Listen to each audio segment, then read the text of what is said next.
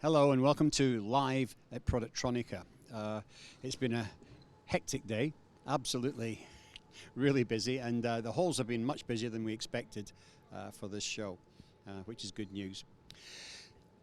Joining me today in our Live at Productronica program, I'm delighted to introduce Dieter Weiss. Nice to see you, Dieter, and thank you for joining us today. We're also joined remotely from the United States, I believe, with Sanjay Huprikar from IPC. Hello, Sanjay. Can you hear us? Yeah. Good afternoon, Dieter and Trevor. We're not hearing him. Can we hear you now? Okay. Hello, Dieter and Trevor. Wonderful. Good to see you. Great. Likewise. So it's been an interesting show. There's been quite a lot going on, but I wanted to go through some of the things that are happening in the European theatre. The EMS industry has been extremely active and busy in recent months. Let's start by asking you, Dieter, there's been a number of mergers and acquisitions in recent months. Is this trend continuing, or do you think it's coming to the end of its cycle? Well, if you look at the mergers and acquisitions this year, it is more or less exploding. To some people, it's already long term ago that Katec bought Lesus. Yep. But in actual fact, it's only happened early this year. Yep. Yeah. So we had VDL Group buying a smaller EMS company called TBP Electronics in the Netherlands, followed by Zero from Germany buying Solid Cemex in the Netherlands. And today we received another press release that Zero just bought Synchron EMS in Palm Bay, Florida. Right. Then we had Connect Group buying Icor in Spain and in Mexico. We had Talk Duotech buying ML and S in Germany. We had Rave Electronic buying Meyer Electronic in Germany. Mm-hmm. We had Escatec buying JGS Manufacturing in the UK and Slovakia. We had Katec buying a smaller company in the Netherlands called Eisler BV. Yeah. We have seen that a private equity called One Equity Partners, which you might remember from taking over Spatronics in the United States last year, yep, taking over 29.3% of the shares of Secor in Switzerland. Mm-hmm. We saw Altrix and Proto Electronics in France, Portugal, and Tunisia bought by a private equity in Paris. We saw Node buying iPro Holdings in the UK. Yeah. We saw Daracon Oy from Finland buying an EMS company in Sweden. We saw Seco buying Garz and Fricke. We saw Hansa AB buying Helmut Byers in Germany. And the last one was Sycor buying Axis Electronics in the UK. And yeah, just that is, or are those acquisitions which were not by private equity companies. On top of that, there is many investments of private equity companies in this business, and yeah, it is totally overheated. Right, and there's been even more acquisitions, of course, and mergers in the United States in recent months. So, I mean, what do you think's going on here? Maybe Sanjay, you can jump in on this one. I mean, is it a case of a lot of private equity companies are trying to swallow up these smaller outfits to bring some consolidation into the market? Do they see the obvious opportunities in electronics manufacturing, which is exploding and expanding by application? What do you think is driving all this? Well, it's a great question, and actually Dieter answered this question in many of his columns. I think there's consolidation going on because it's the way for them to compete. Dieter has often spoken of the smaller players in the current times just not having enough leverage to make a healthy margin, and the way for them to do it is to start just stacking up different companies and putting them together to give them an opportunity. So I defer to my to my wise colleague in terms of the why, but that's what Dieter has spoken about often is in this current period, it's the larger companies that are faring better, and the smaller companies I think have made a decision that it's better to combine with others and have a fair chance. Right. And I think that the larger companies can afford to implement the automation that's needed to be able to get the rise in production and quality that's needed in a smart factory.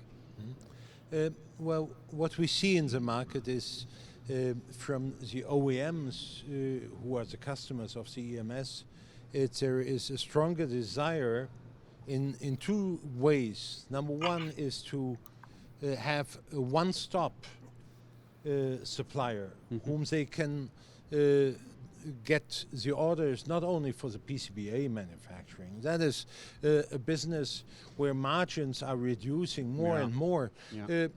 No, they want to have a one-stop operation which is capable of doing the box building, doing the engineering.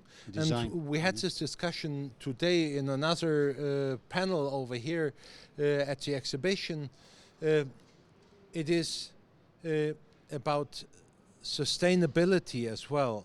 And sustainability means that OEM customers are looking into the direction of getting the products made closer to the end market. Right. Which means they want not just the cheapest country to manufacture the product, which, by the way, it's a long time ago. Right. When China was a cheap country. That's true. China is not a cheap country anymore. That's true. And it's an expensive country.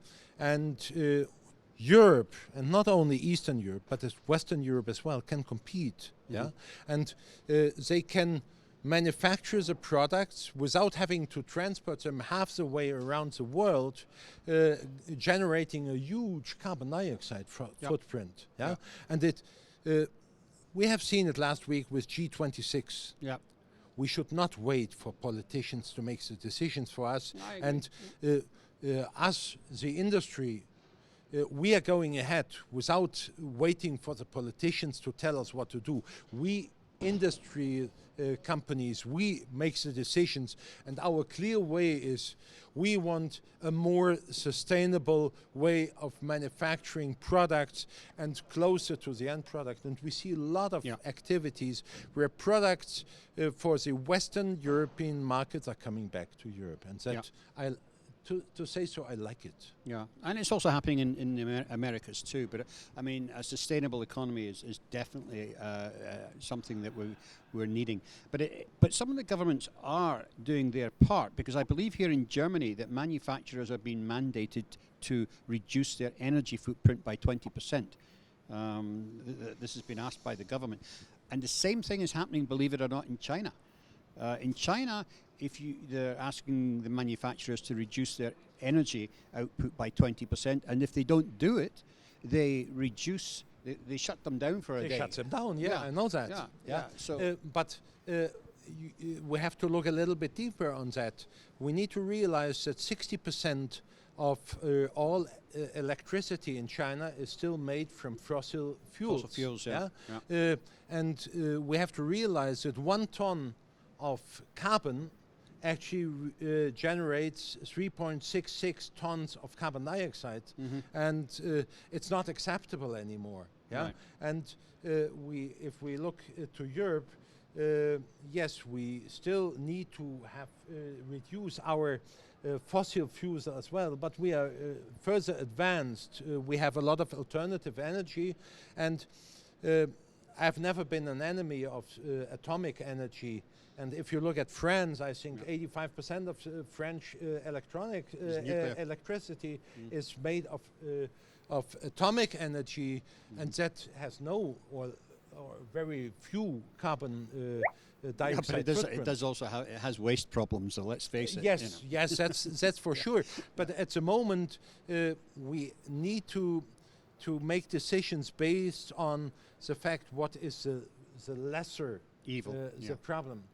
And so companies are thinking of that, and as you mentioned that areas are shut down or factories are shut down, just imagine if you have a supplier in China who all of a sudden is shut down due to this for 2 weeks, Yeah. or just due to the fact that for the Olympics in Peking, they want to have a cleaner air. Yeah, and they move all the companies. Then yeah. you are left in the middle, and you get no supplies. And I can tell you, for my daughter, who is working for a big OEM in logistics, and they already got back 2 products which they had been manufacturing with an EMS company in China, and they got it back to Germany. And it's not a trend that it's now being manufactured by the OEMs themselves. So there is no insourcing again. No, there is insourcing and outsourcing. The main issue is the reliability of supplies in combination with sustainability. And here, the EMS industry has a huge chance of showing the OEMs that they can do it better. They certainly have, but and certainly European manufacturers are totally, I'm sure, on board with that. But I mean, Sanjay, what do you think the appetite is like, for example, in the United States around the topic of sustainability? Is it something that's high on their list?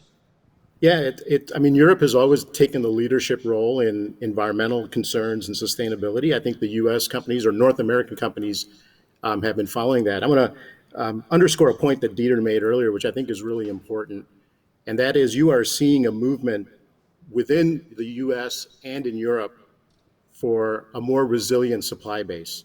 Dieter can speak to the details, but recently there was a semiconductor company, I believe it was Infineon, Dieter, that opened up a new facility in Austria. In September, the European Union talked about teeing up a concept called the European Chips Act, which was all about making sure that there's a resilient domestic supply of product. And I think we're seeing that theme across multiple geographies. Europe, of course, we're seeing that in North America as well.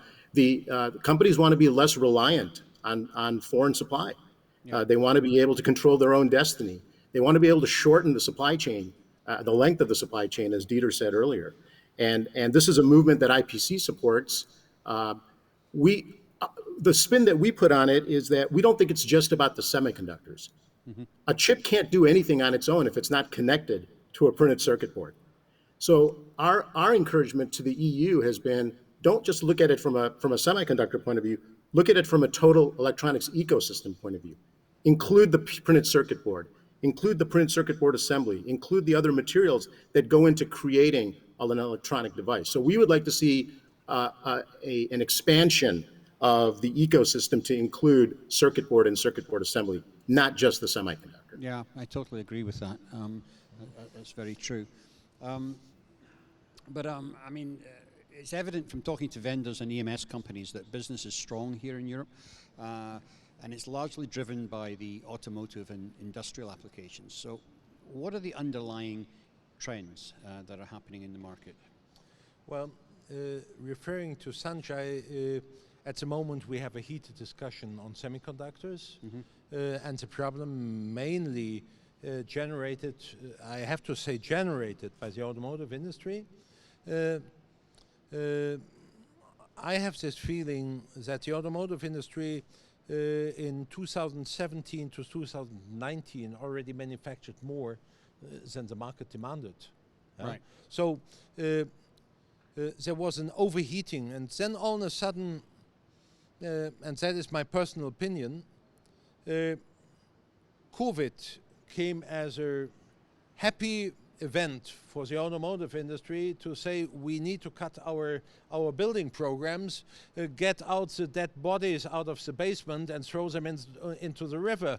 And they immediately cut all their demands for 4 or 5 months.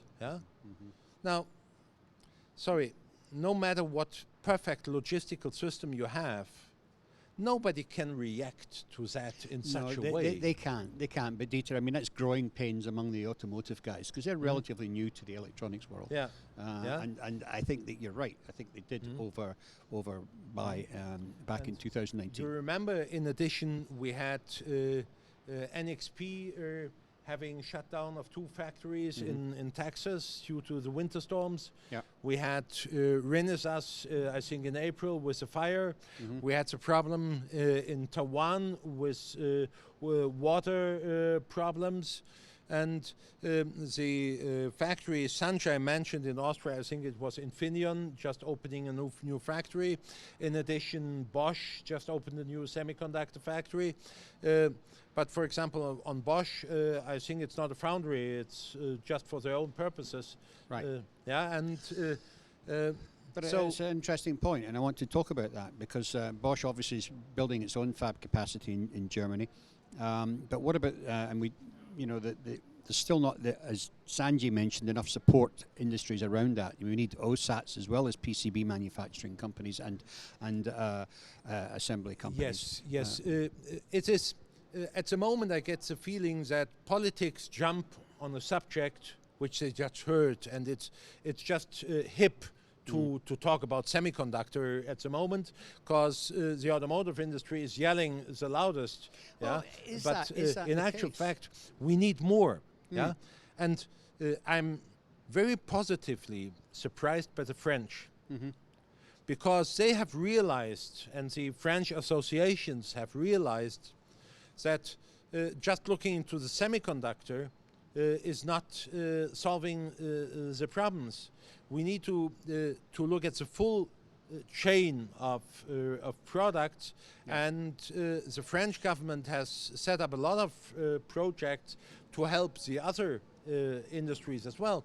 And to be honest, I get the feeling that the German governments are sleeping, or they have been just focusing on the elections that just happened, Right. and had no other thing. And I wonder when they finally wake up. And I do not see any association other than the IPC looking into it and strongly supporting it. And Right. I have to say it over here that I'm very grateful for the IPC, in specific John Mitchell and Sanjay Huprikar, to support the Europeans on this issue and bringing the topic up and bringing it to the carpet. Yeah.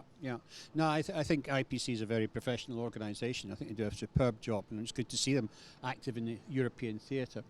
But you know, one of the trends that I'm seeing, and I'm hearing it a lot around this show, is the vendors and the equipment people are moving much more into the semiconductor space. They're going into the sub 5 micron space. And you know, if you open up your iPhone, you look today, there's maybe 8 big chips in it. There's very few discrete semiconductors in there. So are things moving more and more towards a packaging future? I mean, what's your view on that, Sanjay? I mean, it's it seems to be driving in that direction. Yeah, I mean, I think the theme that I brought up earlier about not looking at it from a piece part standpoint, but looking at it from an ecosystem standpoint, I think applies to this as well. You hear the phrase advanced packaging. Yeah. And there's a lot of initiatives both in Europe and in North America to really talk about advanced packaging, and it requires a commitment from all phases of the supply chain to kind of put their egos aside and recognize that these are all things that work together. It's interoperability. The plastic folks need to be talking to the chip folks. The chip folks need to be talking to the OSATs. The OSATs need to be talking to the substrate and the PCB guys. Yep. We need to get the right players from all of these different areas to get together and think through, you know, how do we establish guidelines? How do we establish standards? And how do we march down that learning curve of, you know, continuing to shrink and miniaturize? And while we're shrinking and miniaturizing, we're expecting our systems to do 10x, 100x of what they were doing before in terms of performance. Yeah. It's a challenge, and it's certainly a challenge that you know, Dieter sees on a regular basis when he's doing his survey work, when he's talking to all his executives. We see it when we're talking to our technical community. This is an area that is of strong consideration. There's already examples in Europe AT&S is a great example, the largest PCB manufacturer in Europe. They have dedicated, and you can quote me on the exact number, Dieter, but I think AT&S is investing 500 million euros over the next 7 to 10 years to figure out this whole advanced packaging. And I think you're Right. going to see other companies do it, and you're certainly seeing IPC step up to talk about this issue and the importance of this issue. So Yeah. it's one of the, I think the key, when you look at the future, Trevor, I think it's the key area to focus on, or one of the key areas is what's going on with advanced packaging. Well, I agree. I mean, and one of the initiatives we've got at the moment, of course, is heterogeneous integration, and all that is heterogeneous integration is really making packages out of chiplets, which have got materials that are compatible. They don't have too many CTE mismatches and this type of thing. So why don't we take that further up the food chain to the assembly world and use a lot more compatibility among materials in assembly? That would make our lives and our quality and reliability inexorably better. Yeah, I think it's an element, we We've call lost- the we've lost initiative the sound here a feed on factory of the Sanjay. future. Okay. You got him back? Sorry, Can we you hear lost me? you there for a second, Sanjay. Oh, no problem. Can you hear me now? Yep. All right. I was just going to say that we hear a lot about Industry 4.0, of course. It's probably a very big theme at the Productronica show this week. Factory of the Future, as IPC likes to call the initiative, does encompass a lot of these technologies. It encompasses cybersecurity. It encompasses sustainability. And Dieter mentioned France earlier today in terms of some of the innovative work that they've done. La Croix is a great example of an EMS company in France doing incredible amount of innovative work. They just released a press release, I think, early part of this week, talking about their utilization of something called IPC CFX, which is a communication standard that really simplifies data transfer. It allows real-time process improvement. And this is the type of innovation that we see as a partnership between governments, private sector, associations like IPC, working together to figure out how can companies, specifically EMS companies, how can they modernize and how can they transform themselves into becoming the factory of the future. So with all of the negativity that you see in terms of costs going up and labor shortages, the silver lining still is that this industry and EMS companies specifically are on the forefront of innovation. And it's great to see French companies and German companies and companies in Estonia and companies in Eastern Europe really doing some innovative work out there. And I think, Trevor, at some point in the future, we should have a spotlight on innovation because there's a lot of it going on, and it's masked right now by pandemic and supply chain shortages and chip issues. But really, there's a lot of innovation going on. Yeah, we've started actually including an innovation page in our monthly magazine, but you're absolutely right, Sanjay. There are some incredible technologies coming down the pipe, some real game changers actually. So that's interesting.